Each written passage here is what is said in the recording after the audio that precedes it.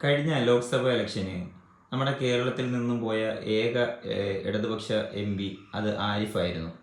ആലപ്പുഴയിൽ നിന്നാണ് ആരിഫ് ലോക്സഭയിലേക്ക് പോയത്. അത് വലിയ രീതിയിലുള്ള ഒരു നേട്ടമായിട്ട് തന്നെയാണ് ഇവിടെയുള്ള ഇടതുപക്ഷ സർക്കാർ കാണുന്നത്. ഈ ആരിഫ് അവിടെ നിന്ന് ആലപ്പുഴയിൽ നിന്നും മത്സരിച്ച് വിജയിച്ച് പോകാൻ വേറൊരു കാരണവും കൂടിയുണ്ട്. അവിടെയുള്ള ഇടതുപക്ഷ അനുഭാവികൾ മാത്രം വോട്ട് ചെയ്തിട്ട് പോയി എന്ന് ഒരിക്കലും പറയാൻ സാധിക്കില്ല.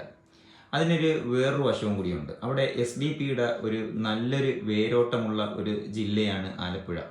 SDP-യുടെ വോട്ടുകൾ മുഴുവനായിട്ടും പോയിരിക്കുന്നത് ആരിഫിന് തന്നെയാണ്. പക്ഷേ ഇക്കുറി ചിലപ്പോൾ മാറും. കാരണം ഇവിടെ ഈരാറ്റുപേട്ടയിൽ നടന്ന അവിടെ ഒരു ക്രൈസ്തവ ചർച്ചിൽ നടന്ന ഒരു വിഷയം, അവിടെ മുഖ്യമന്ത്രി പിണറായി വിജയൻ എടുത്ത തീരുമാനം അത് വളരെയധികം ഖേദകരമായിട്ടുള്ള സംഭവമായതുകൊണ്ട് തന്നെ ഇപ്രാവശ്യം SDP മാറ്റി കുത്തുക തന്നെ ചെയ്യും.